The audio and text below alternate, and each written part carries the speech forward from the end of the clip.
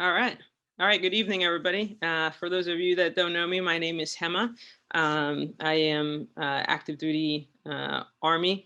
And tonight, Troy and I have been hosting these underwriting calls every Thursday for the past, 4 or 5 months. And we just do a power hour of underwriting. Tonight, we have the pleasure of hosting Rob Beardsley. Before I introduce Rob and we get started, I want to just hit up a couple admin notes just for everybody that's here participating. First of all, welcome.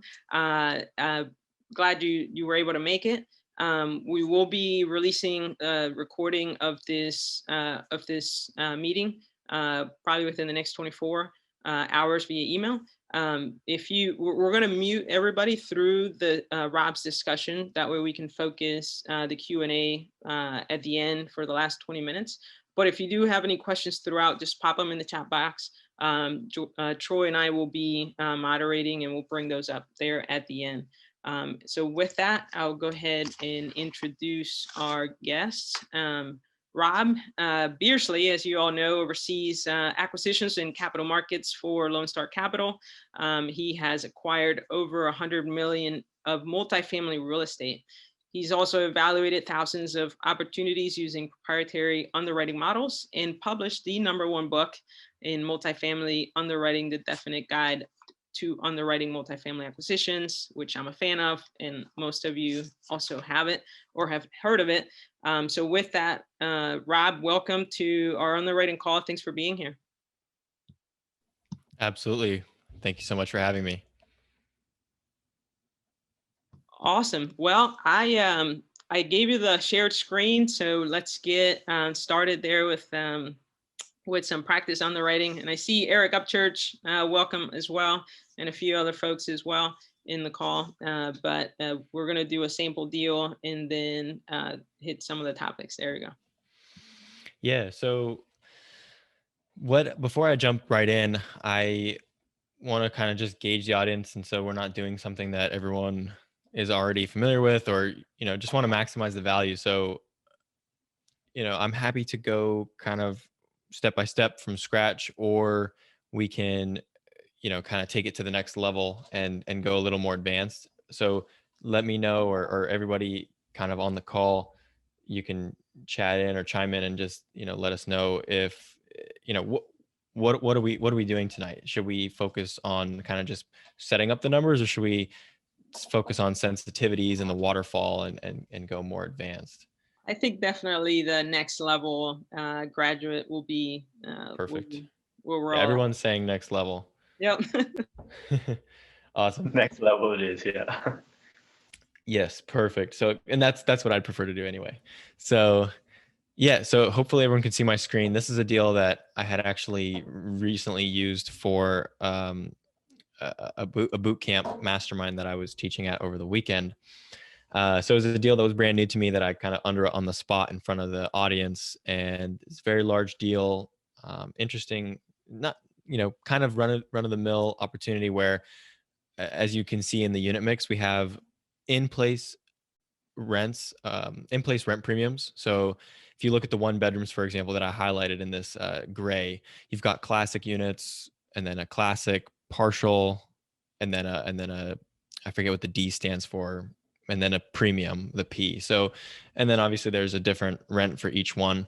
And so pretty straightforward way to underwrite that. The way that we typically look at that is we view those premium units as in-place comps, and then we bring rents. We assume we're going to renovate all the units to that finish, and then we also justify that with external comps by actually, performing comps, not just looking at in-place comps with the premium units versus the classic units at the property level. So that's kind of just setting the stage for what kind of deal this is. This is, again, pretty standard value add deal. Pretty light lift, actually. If you look at the rents, we're only increasing 7%. So not a big lift, but and funny enough, the deal actually sold for 114 million. And I'm looking at the numbers, and I'd say just a little north of probably 100 is where it would get an IRR that would be acceptable to myself and most investors. So just fascinating to see how the market views deals, and especially with these bigger ones that where the institutional capital has a lower cost of capital, that they're able to to pay up and get the deal done. So, but with that being said, let's focus on the sensitivities and just, whether these numbers are right or wrong doesn't really matter. Whether the price is 100 million or 114, let's just focus on what the sensitivities have to offer to us and what we can learn um, from the deal, from this tab about the deal. So, starting with up here, this is truthfully not somewhere I spend a whole lot of time on in terms of using my own spreadsheet, but nonetheless, I thought it would be helpful to just have these important main metrics all in one place, like the major assumptions. For example, it's good to know the hot topics like rent growth, vacancy rates, hold period, cap rates, exit cap rates. So that those are all there. And then the return summary is there as well, of course. And looking at something that's a little more interesting is something like unlevered IRR, for example, which not very many people talk about unlevered IRR, but it's something that is a good way to gauge before you add on all the bells and whistles of debt, partnership structure. Do you have a good deal just at the core foundation? And a really good way to look at that is unlevered IRR.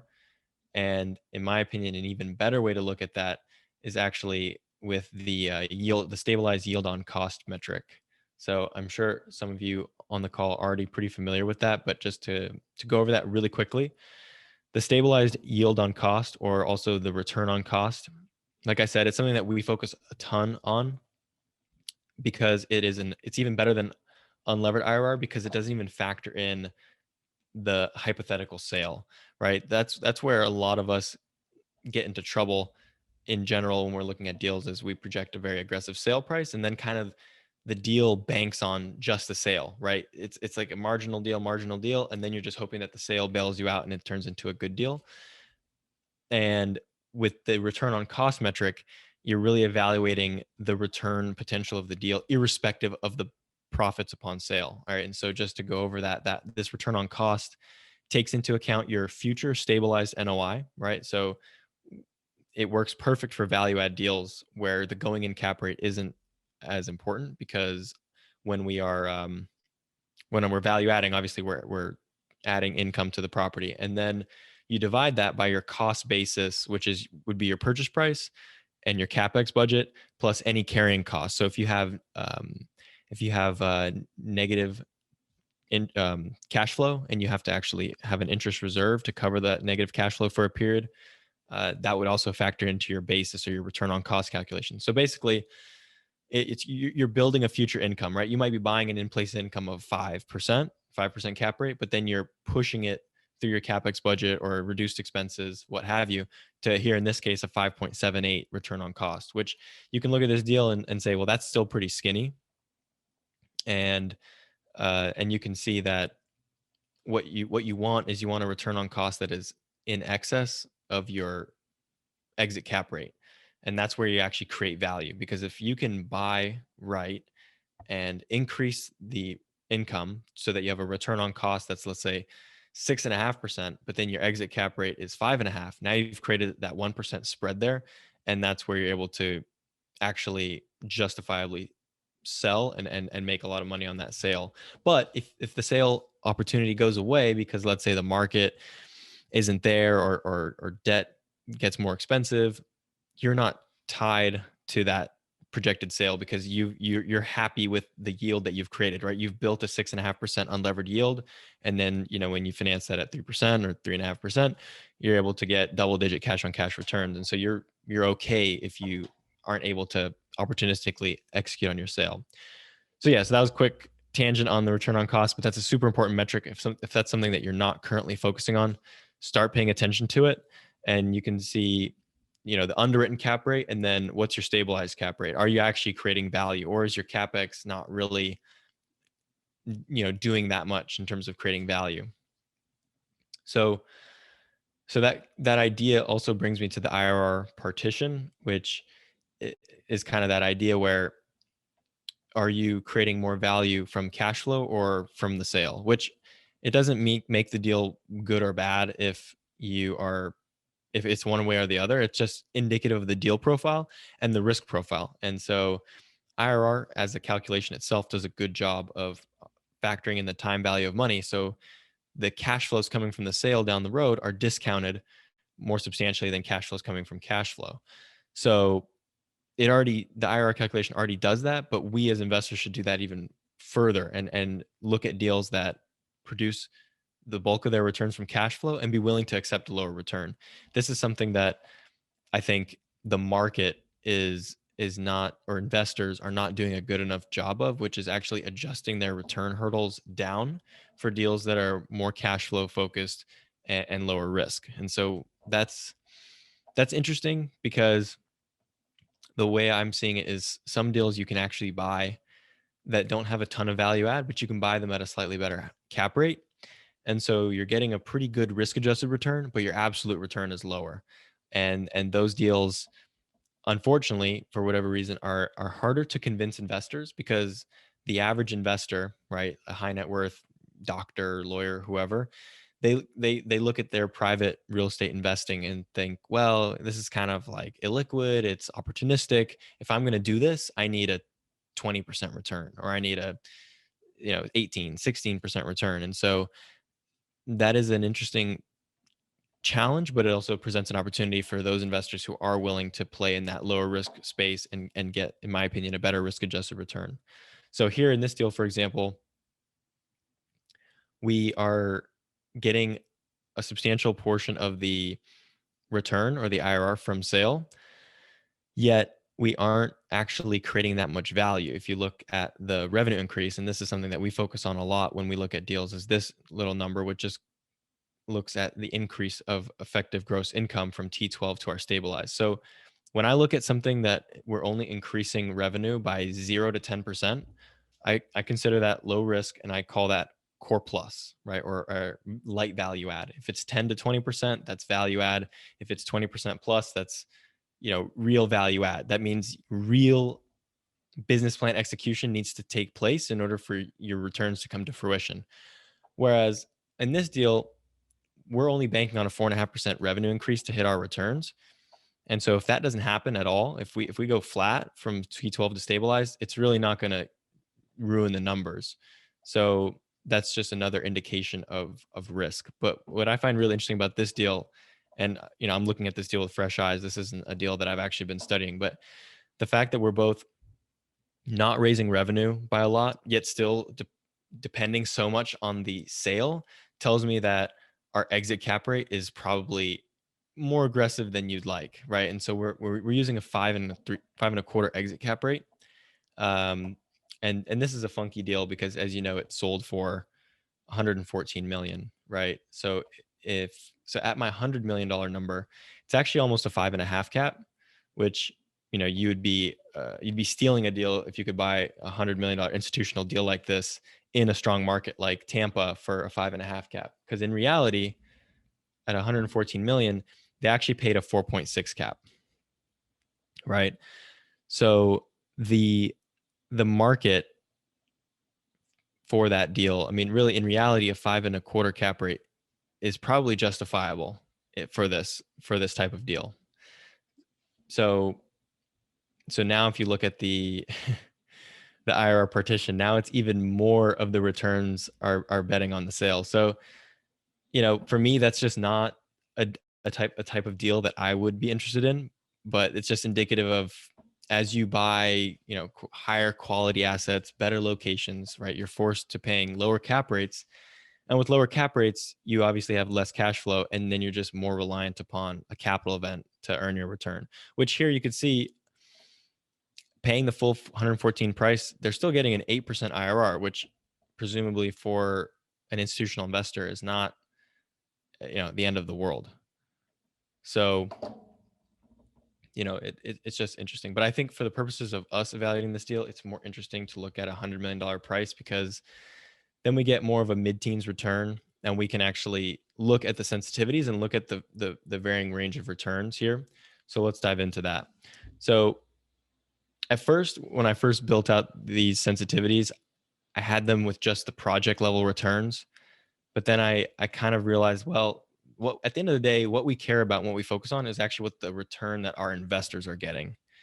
And so rather than spending a lot of time focusing on sensitizing the project returns, we should really do the net returns. And so I just added that quick toggle so that way we can look at the net returns across these sensitivity tables.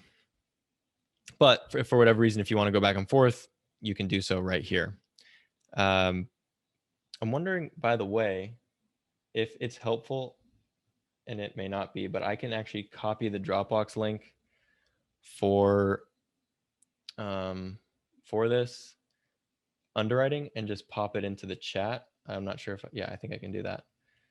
So there's that link. If you want to follow along, if you want to actually check out the exact model that I'm using right now and playing with, I just dropped the link there. So check it out.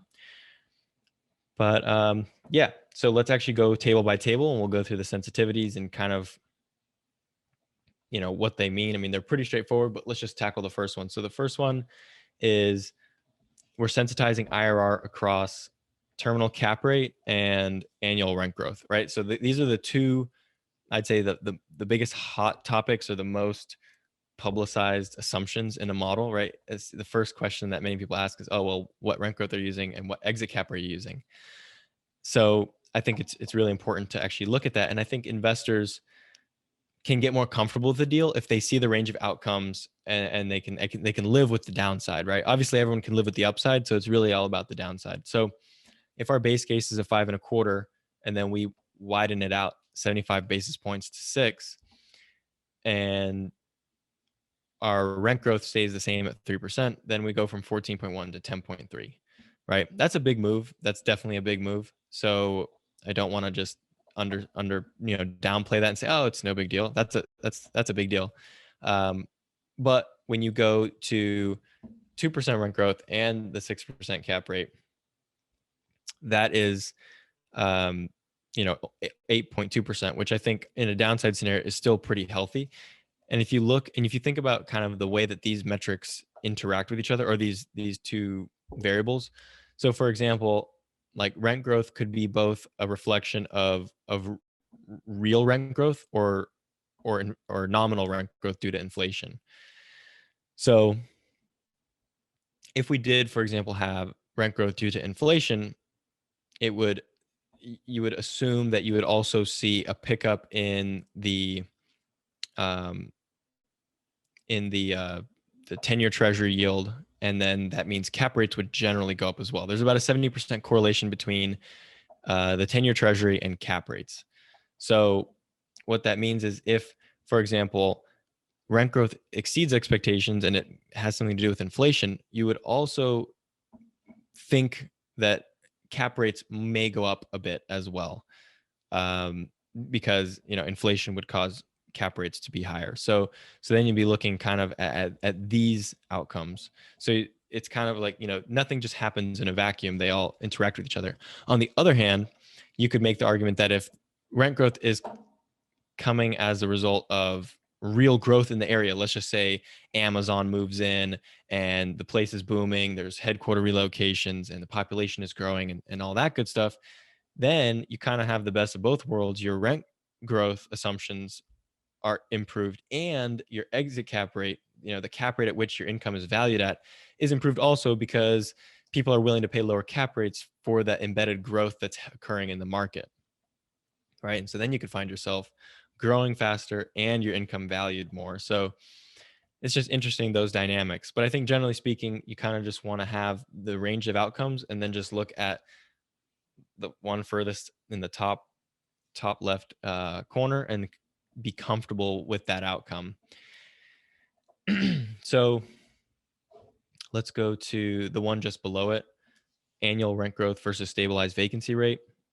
So this is pretty similar to the last one, and they're actually all pretty similar. But again, we have rent growth, but now it's on the side, and then stabilized vacancy rate. So what's really interesting about vacancy rate is it generally speaking, it makes a really big impact on the numbers. And so myself and a lot of the investors I work with, they spend a lot of time scrutinizing the vacancy rate, because a lot of the time we take vacancy rate for granted, and sellers in particular will do everything they can to make their vacancy rate look as strong as possible when they're prepping a deal for sale. So a lot of times you'll see a deal for sale and the vacancy rate may be 7%, but the comps around it might be 8, 9, 10, 12. And so it's you really want to make sure that you don't just assume the vacancy rate that's in place, but really can justify it with comps in the market. Because if you look at the 7% vacancy rate, and if you go from 7 to 8 in this deal in particular, I'm noticing it's not a huge difference, only 60 basis points. But often it can have a bigger effect. So I'd have to think more about why this deal in particular isn't so sensitive to vacancy. But my guess is it maybe is due to the expense ratio, right? The greater the expenses are as a proportion of income, every individual dollar lost of income would have that much bigger of an effect on the NOI. So that's kind of just my initial thought. But but yeah, again, I'm looking at the top left corner, and that's kind of my, obviously not a worst case scenario, but within the context of these sensitivities is what we have to work with. And that's definitely a comfortable downside. Hey, Rob, while we were, and sorry to interrupt you, a question came up that's relevant to what you're discussing right now. Or the vacancy rate, the question came in, was it economic vacancy or physical vacancy? My assumption is economic, but you go ahead and answer that one. Right. That's a great question. And that actually has me thinking, the answer is economic, right? Because we're in the model, we're using numbers. So my initial reaction is it has to be economic, but the nuanced answer is it just kind of depends on your definition of economic vacancy. So some people define economic vacancy as all losses, which is a fair definition, and that's potentially my definition as well. So in this scenario, right, this would be actually the physical vacancy loss quantified in numbers, and then the total economic loss would incorporate loss to lease, vacancy, concessions, non-revenue, and bad debt, right, for a total of 9.5%. So if you want to make that distinction, you can make that distinction.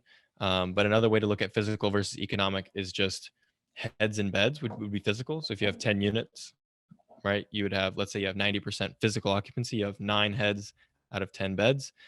But the difference could occur where, let's say that one vacant unit just so happens to be your really deluxe expensive 3-bedroom that's $2,000 a month, and then all your other 9 occupied units are $1,000 a month. I mean, I hope I'm not being like just explaining this too much for no reason, but right, that would be $1,000 a month for your 9 occupied units, divided by $1,000 a month for your 9 occupied units, plus the $2,000 a month for your unoccupied unit. So while your physical would be 90%, your economic would actually be 82% here, or 81.8. So that's one of the definitions or distinctions between physical and economic. And then the other one would be economic, where you've got, all the losses considered. Do we want to touch on any other questions?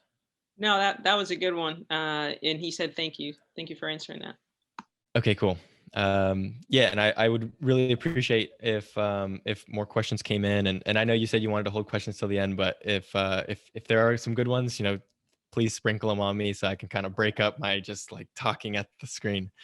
So sounds good. I actually, I'll go ahead and hop in there for you, Rob. If you don't mind, if we could circle back, I wrote down a couple questions for you concerning the yield on cost calculation.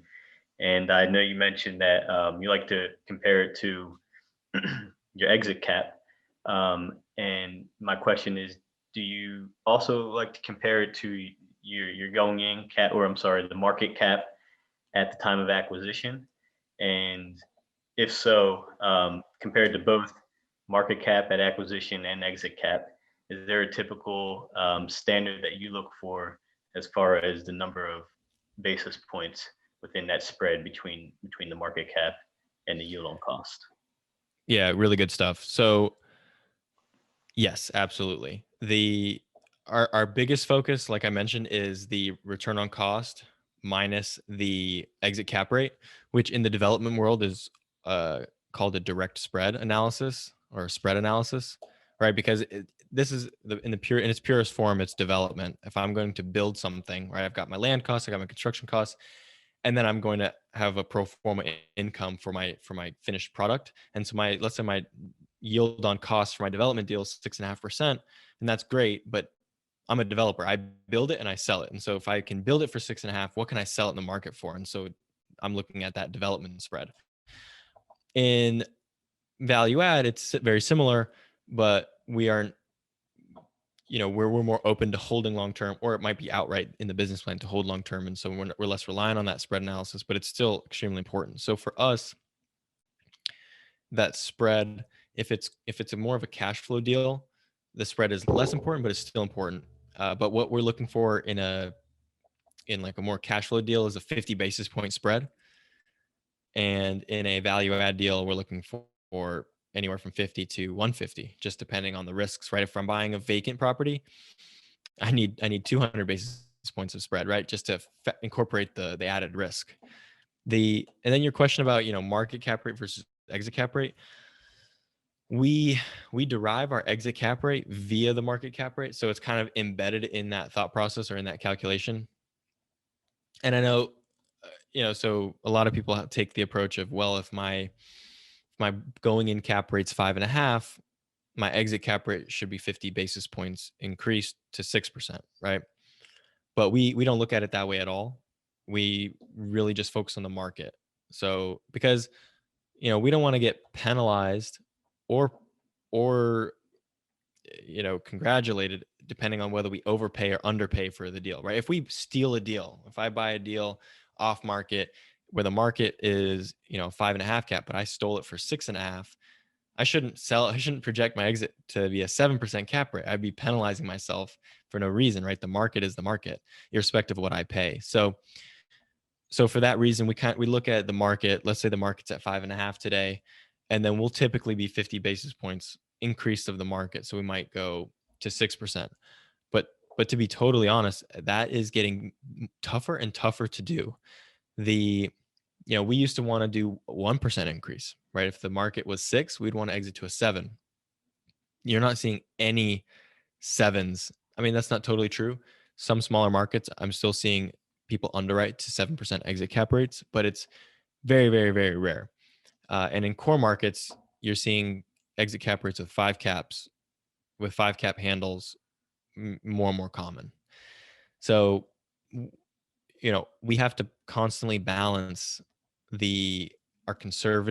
need to be conservative underwriting and the need to actually be aggressive, which not a lot of people want to talk about. Everyone's a conservative underwriter, but the reality is you have to be somewhat aggressive, at least somewhere in your numbers, or else you're going to remain a theoretical investor and never buy anything. This market's hot, market's competitive. You have to find some way to get aggressive. And so, well, that's what we're seeing. We're seeing it's harder and harder for us to build in that 50 basis point spread. And so we're seeing it, 25 to 50. And yeah, that's the reality. So hopefully that makes sense. On this deal, for example, we've got, if you take these numbers at face value, which, I mean, so this is actually a really interesting test, and it speaks to the validity of the metric, right? The pricing guidance for this deal was 112 million from the broker. Ended up selling for 114, but I just kept kind of plugging in and guessing and checking until I found a price that I liked. And so 100 million I like, and it just so happens to be a 50 basis point spread on the return on cost versus the exit cap rate. And you can see it gets us to a 14% net IRR, which is a great return and an unrealistic return even to expect for a deal of this institutional size and location quality. So, but it still shows you that in order to get kind of that mid-teens return that you like to see, you need that spread to exist in the return on cost versus exit cap rate. That's awesome.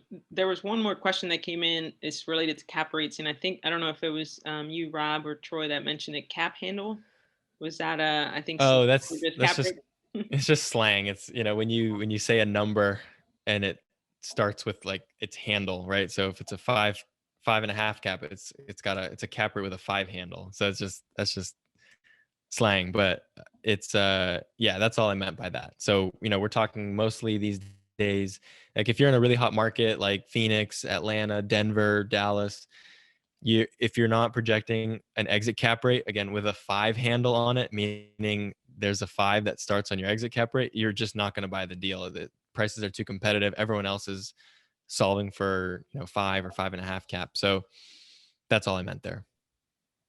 Thanks for clarifying that. These are those little tricks of the trade that when you're talking to people, it'll make them ask the same question, and then it just makes you look smart. So thank you for saying that, because now we can use that. That's awesome. exactly right. Yeah, we want to make, it's important to look smart. Definitely. Very important. So yeah, awesome. Good stuff. Any other questions, or should we just kind of finish up on a few of these here? Yeah, certainly. Let's get back to the sensitivities, and since we're jumping back into the topic, the bottom left corner is where you're putting those inputs, right? I know there's inputs in the first tab for the underwriting, but for the sensitivities is here and on the top right, correct? Yeah. So on this page, anything in orange is an input or fair game to be an input. You don't have to do anything, but it's fair game to input. So yeah, it's a good point. So let's run through it. I almost never touch this because I just kind of leave the intervals as standard, but let's just say you wanted a wider range of outcomes on the rent growth. So you could change that to 50 basis points instead of 25. And now our rent growth is going to range all the way from 1% to 4.5%. And you're going to see a wider range of outcome there, which is very fair to do. And I forget how this even works. This one I have to, I guess it's by 1 month, or by, we could change it to 3 months. And so now we're stabilizing from 21 months to 39 months, which is really fascinating. Nobody talks about how much of an effect that this has to your deal, especially the shorter your hold period. If you have a 10-year deal, this is why I and everybody else loves 10-year deals, but it's very hard to convince someone to invest on a 10-year timeline.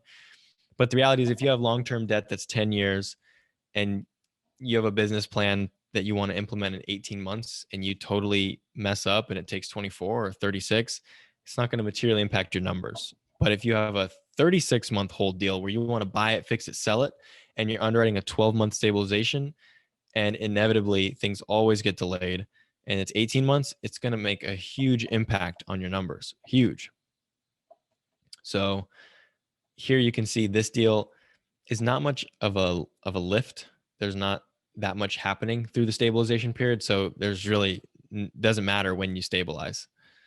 So yeah, it's an interesting point. But getting that stabilization is very critical to get right when you have more of a true value add deal where you underwrite it opportunistically with a 3-year hold, which is what we do, by the way. If it's a stabilized deal, we're just going to underwrite a 5-year hold. That's the standard. But the fact that on a shorter term deal, investors either, I don't want to say want to see a refi, but because a lot of people think it's bad to underwrite a refi, and I agree. But the fact of the matter is, investors want you to refi in reality. They may not want to see that in the underwriting, but they want to see you get in and out and monetize the value creation as quickly as possible. And so the way that we do that is, instead of underwriting a refi, we just do a 3-year hold, and we tell investors that, hey, we're going to look to sell a refi just depending on market conditions as quickly as possible. But to be conservative, we're going to assume it happens in a 3-year timeline, but we're pretty confident that it'll happen sooner. Thing is, though, is when you start doing IRR calculations on a 2-year hold, the numbers get pretty crazy, right? You could get like a 30 IRR if you have the right numbers. So, and that you don't want to set those unrealistic expectations. Because again, if you get it wrong and you don't sell in 2 years and you sell in 3, all of a sudden that 25 IRR turns into a 15. So 3 years is kind of where I've seen it gets more normal. And speaking of which, we can actually look at this next one, which actually does sensitize hold period. So, and what I'm going to do, this is fine. So one thing that's interesting is, as your stabilization timeline gets closer and closer to 3 years, it's going to unrealistically penalize the numbers. Like you can see here on a 3-year hold is 7.2 IRR, but then you're all the way out to a 12 on 10. And this is not really fair to do because you haven't even stabilized yet and you're already selling, right? So that's the issue with doing that. And so I look at that often. I look at the relationship between the stabilization time and then the hold period and make sure that I'm not, cutting it too close. And similarly, if I am modeling a refi into the model, you don't want to project the refi to happen like right after stabilization because you haven't fully created the value. And so then your refi valuation won't be as high as it potentially will be. But here you can see in terms of hold period, just generally speaking, the way that it typically works is, again, depending on the stabilization timeline and the rent growth assumptions, you typically kind of maximize the IRR in the earlier years, which could be anywhere from years 3 to 5. But typically you see it peak in one of these years, and then 6, 7, 8, 9, 10, it'll slowly drop down. And that's what you're seeing here. It maxes out in the first two here based on an exit cap rate of 5.25. And then it just slowly goes down, which just makes sense. So I jump to this table a lot when I'm looking at when I just want to see different returns across different years and just see like, well, does this deal make more sense as a 3-year hold? Does it make more sense as a 5?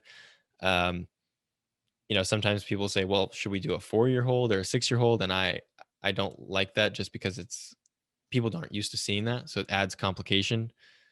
So I just want to keep it simple, 3 years or 5 years, and even 10 years, I think.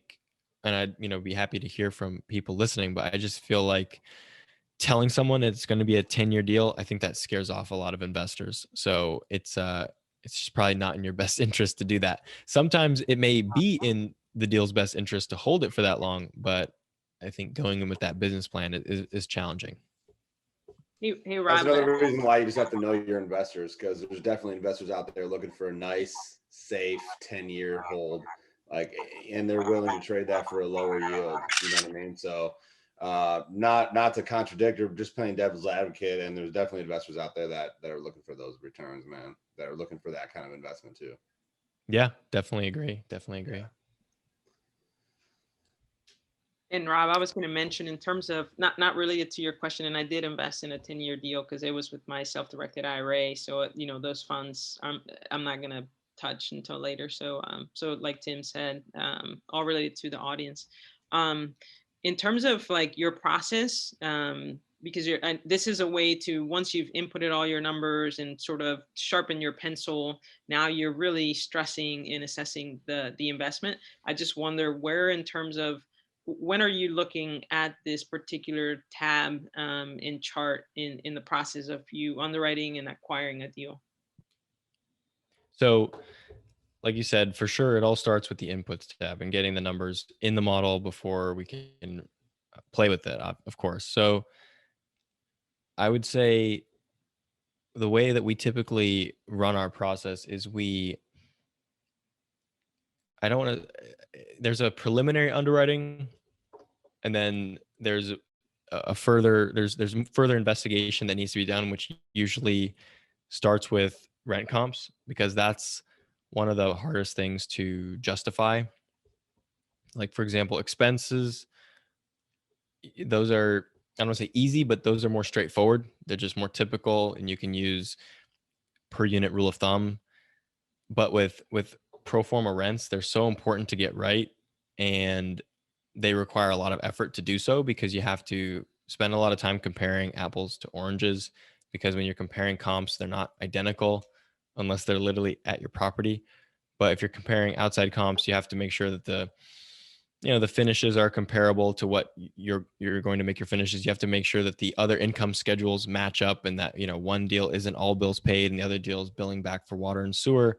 To make sure that or you have to adjust for whether or not the deals have 8-foot ceilings or 9-foot ceilings. So without going too far into rent comps, basically that's kind of the next step. And once that's in place and, we feel good about the numbers, then I'll start looking at some of the sensitivities, because the sensitivities will help us dial in our price. And so, we might come in with an initial offer and then a subsequent offer, And so we need to make sure that our price makes sense. And the biggest one, if we're to skip ahead, which I think we should, is really on the exit test. That's the biggest concern and the biggest place I want to focus on to make sure that the downside is covered, because you can have deals that look good or bad on an IRR basis, and they can pass or not pass the exit test. And so I just want to run through quickly the exit test. So and hopefully some on the call are already familiar with it, so we can kind of go quickly on it. But basically the idea of the exit test is you want to know that when you have your loan maturity, that you are not in a position to where you have to fire sell the asset, right? So, and the way that you avoid a fire sale is you have access to debt financing. And the way that we stress that is we look at different shocks: operational shock, capital market shock, and then this one, which is brutal, which is the both shock that very, very few deals pass. That's how we actually look and stress the deal and say, well, in a worst case scenario where our revenue is lower than we expected and cap rates and interest rates are higher than we expected and leverage is lower than we expected, can we still get a loan to refi out our existing loan? And so there's really a few ways to help mitigate this risk. Number one is your going in loan amount. You can have your going in loan amount low enough to actually account for this risk, right? Because if you go in at 60% LTV, then it's pretty well understood that you'll likely be able to refi out of that loan. But if you go in with a high leverage bridge loan and that has a 36-month maturity, that's where this becomes critical, right? And so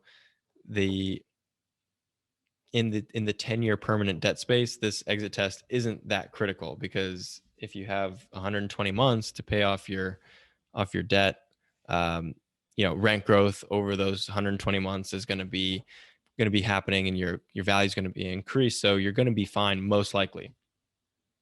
Agency lenders still do perform this exit test, and that's how they actually determine how many years of interest only a loan can handle.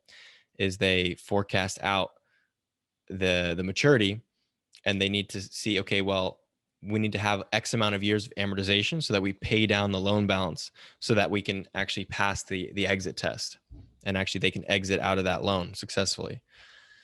But for us, the main concern is the bridge loan situation, where we do go in at a high leverage, and we're really, because if you think about, if you're going into the deal at 80% loan to cost and you plan on refining out at 80% loan to value, that means you need to have at least created enough value through your capex that your now property is valued at what your purchase price plus your capex is equals.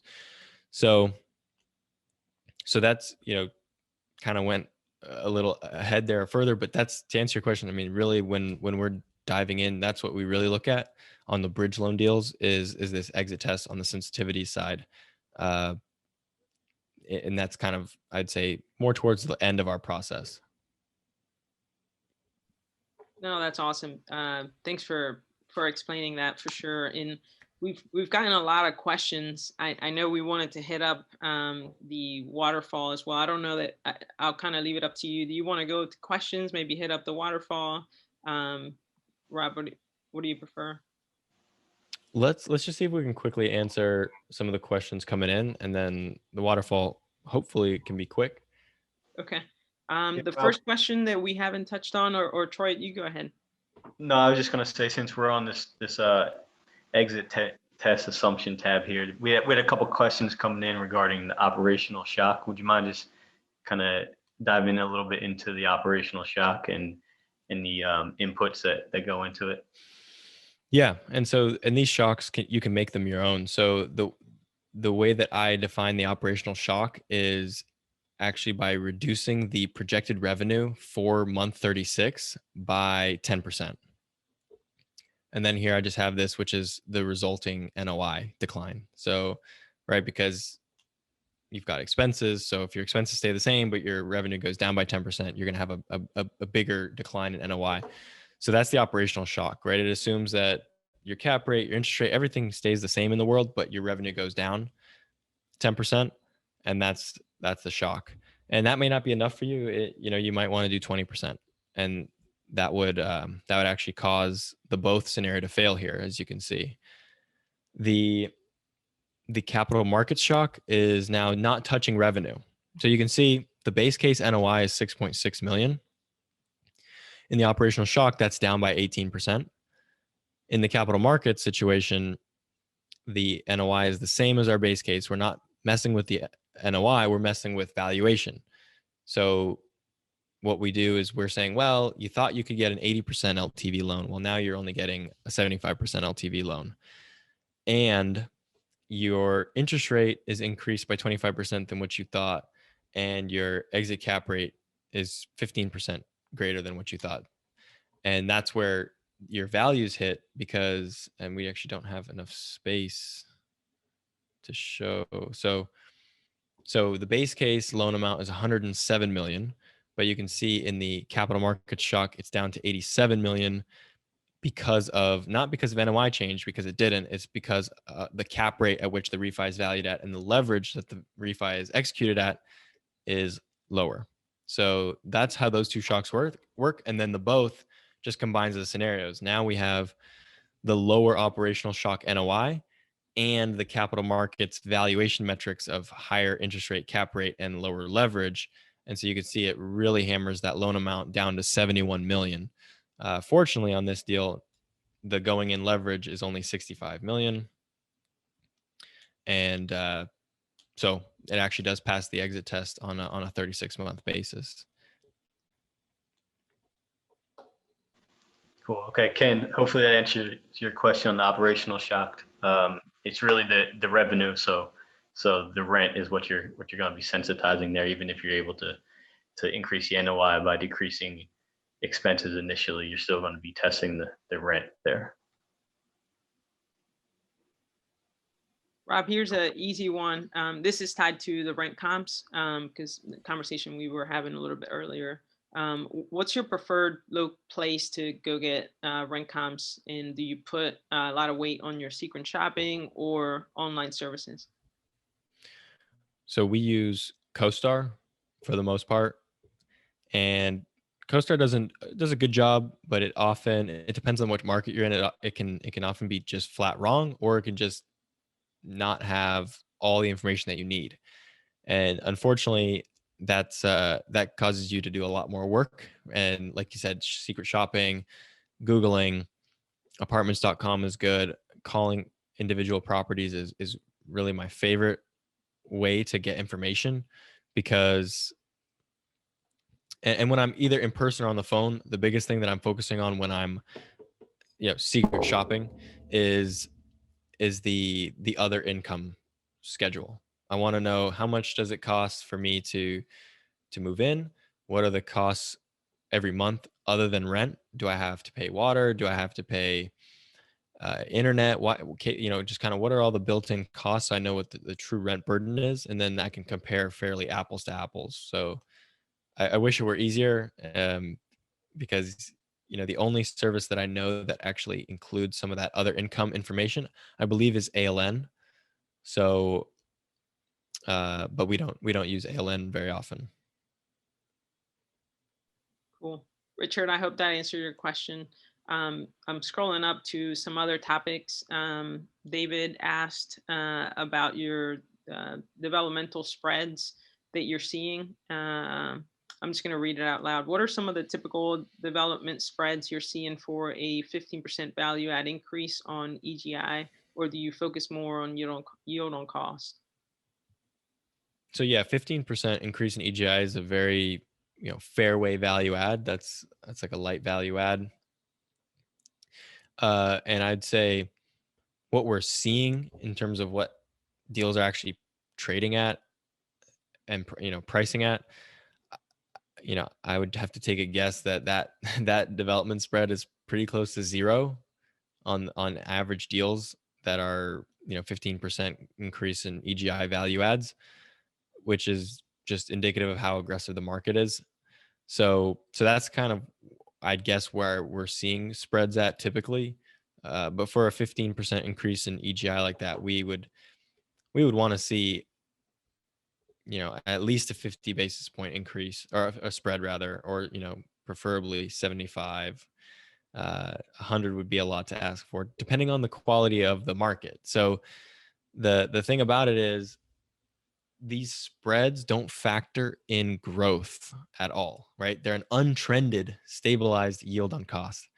And so when we say untrended, there's no rent growth assumption built into these return on cost metrics.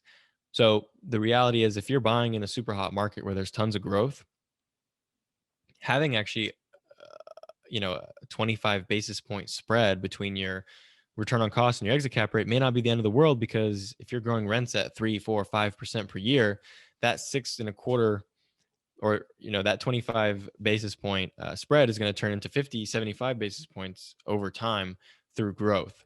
So the better area you're in, the lower spread you can accept. David, I hope that answered your question. Rob, we got another 10 minutes or so. Do we want to hit up the waterfalls and then we'll get back to the questions? Yeah. Let's just go through it quickly, and then we'll stop sharing the screen. We'll go gallery and do that. So the equity, the waterfall tab is really for the partnership on the equity side of things. And, we could spend an hour on this tab, or we could spend 5 minutes. I'm going to try to do 5 minutes. The point of this here, without getting actually into the nitty gritty or the math of how this is all calculated, this is really just for you to input your promote structure and model out what net returns look like.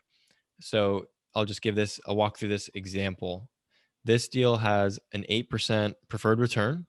And so the way that these tables work typically is based, so up to 8%, there's a 0% promote, right? That makes sense because it's a preferred return.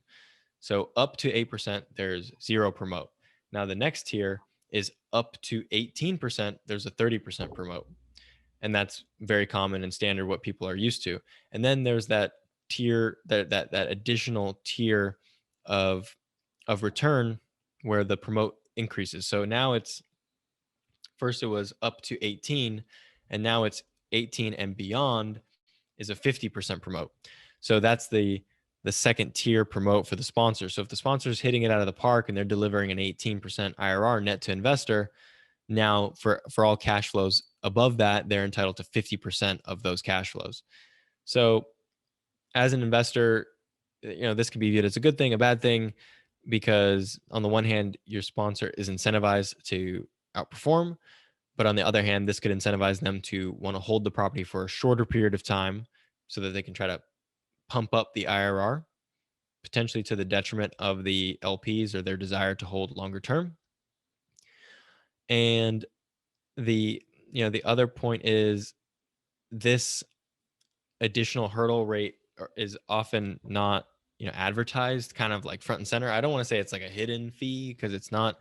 It's definitely there for people, but people kind of just sneak it in. And like 3 years ago, 18% was standard, and then 15% became standard, and now I'm seeing a lot of 13%, where, to clarify, where it becomes a 50-50 split of the cash flows above 13%, which that's very expensive. And I would just pay attention to that and take a look at it, because depending on how you're penciling the deal, it can have an impact. Obviously, the more the returns are greater than that additional hurdle, then the more impacts your net returns. If the deal never even makes it to 18, then don't even worry about this. But this can have a big impact on your returns. And so, you just want to make sure that you incorporate that into your waterfall. So yeah, I think that's really it. If you are interested in modeling a deal with a preferred return type hurdle versus an IRR, you can do that here.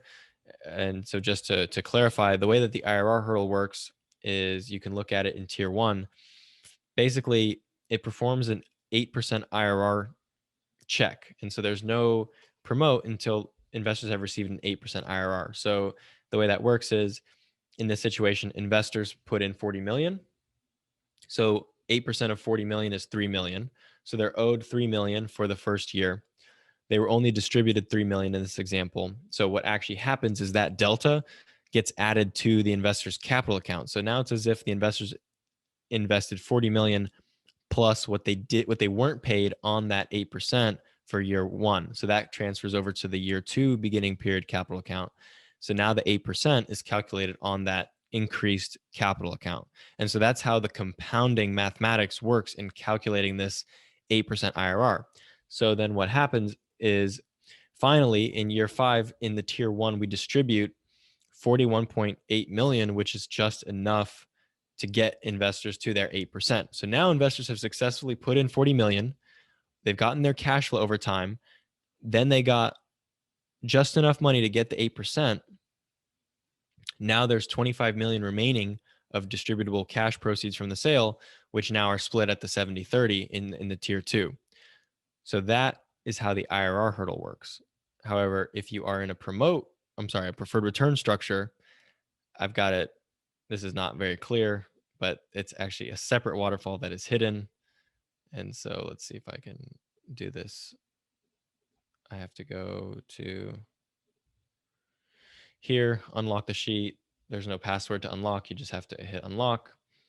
And then unhiding that reveals the preferred return structure waterfall, which works differently, where the capital account does not so basically the cash flows are promoted. So you can see that the promote actually kicks in year two, where investors don't get all their money back prior to the 70-30 split happening, because in year two, the 8% cash flow preferred return is met, and then the promote kicks in. So if you want to look at both of them, those are the options, and then that'll change the IRR calculations. And, it doesn't really affect the returns very much. So if we look at this 18% IRR the IRR calculation, right? Investors get a 14.1.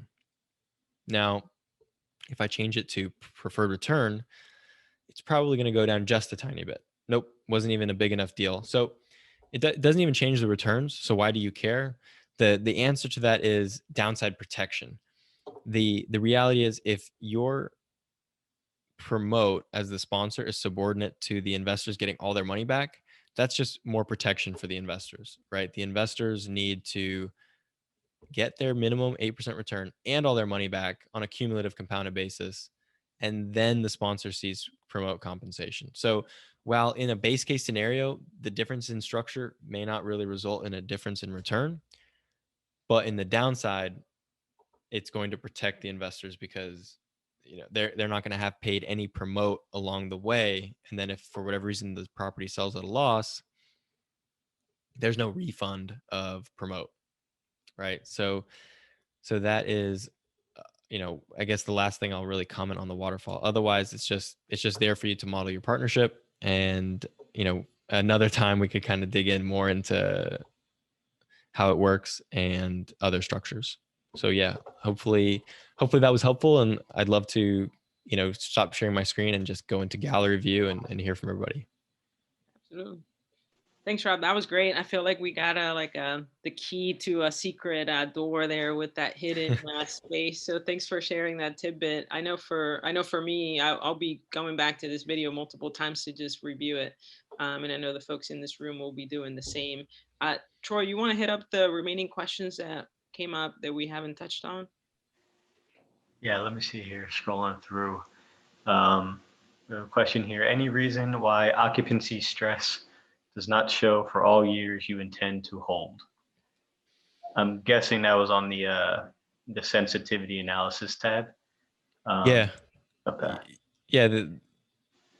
Basically the question is, if we're looking at a metric such as break-even occupancy for the year zero, which would just be day one, essentially year one, year two, the idea is, the reason why we don't look at it for all the way out to year 10 is because if year one and year two look good, then there's no reason why the subsequent years would look bad, right? Underwriting, unfortunately, doesn't reflect reality, where in reality, it's true, deals do go up and down, and you have years where there's negative rent growth. But in the model, we underwrite things very linearly, right? We just underwrite a steady 2% growth over the whole term. So that just means if the deal looks good from a break-even occupancy in year 2, then it's just based on the model, not in reality, but just based on the model, 3 and beyond are going to look good as well. Got it. Okay, we have another question here. So it sounds like the choice between IRR and preferred return could be driven by the market. Which choice is preferred by most investors? Does this vary by geographic region? That's a good question. I don't know if it varies by geographic region.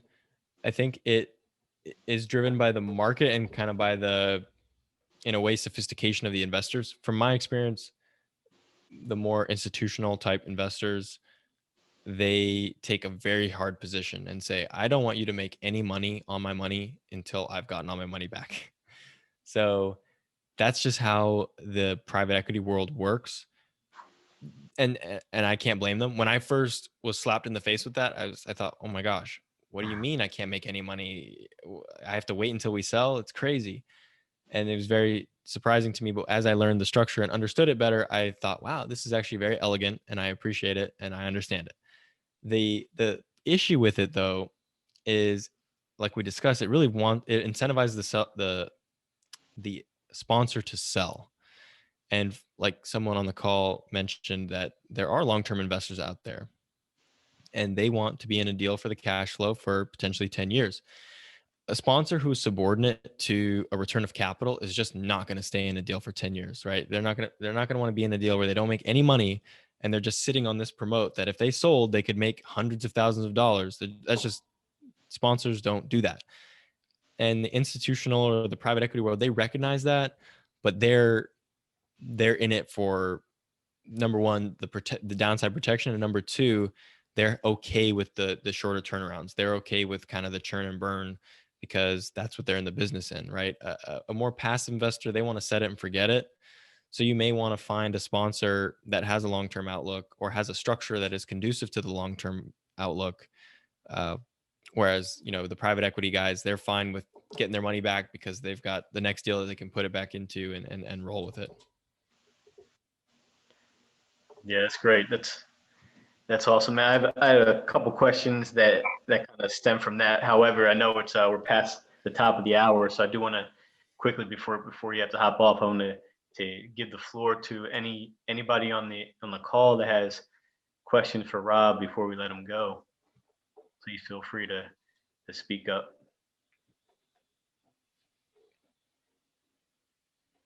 No questions, huh? Okay.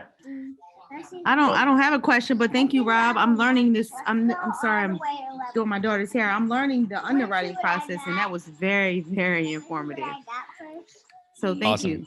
Great to hear. I have a quick question. I know, Rob, your stabilization period is one of those sensitivity data that you talked about before. And it looks like when I received your original model, it looked like there was a formula in there. And then I go ahead and change like from 24 to 12 months, whatever, just to change the stabilization period. And that formula disappears. So does it affect the overall output that I get in your model, or is it okay now that that formula is no longer there in terms of my output? Great question. So that formula is just a placeholder, and it's meant for you to actually overwrite it like you did, right? So if the formula kicks out 12 months, but you think the right number is 14 or 16, then you just overwrite that formula and go with your number. It's just, like I said, a placeholder so that there is some number there, and there is some logic to that placeholder. I'd have to pull it up to see exactly what the logic is, but it's basically based on the number of units you want to renovate, and then it's divided by a certain amount of months or something like that. So, we always change it. It's just there to start, and then we change it to whatever we think is reasonable. And similarly, unless you unlock a tab, any cell with a formula that you actually have the ability to change, it's okay to change, right? The cells are locked. The cells that need to be locked are locked. The cells that are open to be changed, you can change. It's all safe. But the second you unlock a tab, right? It's all fair game, and you might make a mistake. So just be careful when you do unlock tabs that you don't accidentally, change something that's not supposed to be changed. Okay, cool. Thanks so much. And I guess the same thing would apply for the number of units to be renovated at, just like you just explained, because in that it just calculated the total number of units in the project, of course. And you can always, if you don't wish to renovate everything, you want to leave something on the bone for somebody else, you can change the number in there in terms of the number of units to renovate, correct? That's exactly right. Yeah, if it's partially renovated or your plan is just to do 20% and prove it out, then you could change it. Okay, great. Thank you so much. Awesome. Last call, folks, before Troy closes us out. I know that some of you have asked about the recording. I will be sending an email to everybody that registered with a link to the recording, so don't worry about that. So if no questions, and Troy, I'll hand over the baton to you for closing. Yeah, we actually just have one last question for you, Rob. Is it possible with additional questions for anybody to reach out to you via email or any other type of platform? Would you be open to that? Yeah, I try my best to get back quickly to people on anything, whether it's underwriting or not. My email is rob@lonestarcapgroup.com. I'll just pop it into the chat. I'm not inviting everyone for me to underwrite your deals, but like I said, I try to get back to people with answers, but no, I can't, underwrite for you. I've asked that, of course, and I, have to say, hey, this is my business. I can't do this. Well, if the price is right. Right. Awesome. Well, yeah, man. That was really great stuff tonight. I know I have I jotted down a ton of other questions. We'd love to have you back sometime. I could pick your brain for hours with this underwriting stuff, but you dropped a lot of knowledge and a lot of gems tonight. I found a lot of value, and I'm sure, and even based on the comments that we're seeing in the chat box, a lot of the audience here has as well. So we really appreciate your time, man. And thanks again for joining us. And thank you to everybody in the audience there for joining us tonight. And with that, we'll wrap it up. Thanks again. Thanks, Rob. Thanks for coming. Yeah, thank you so much. Thanks, Rob. Thanks, organizers, too. Be well. All right. Thank you, Rob. Thanks, Rob. Thanks, Rob. Have a good night.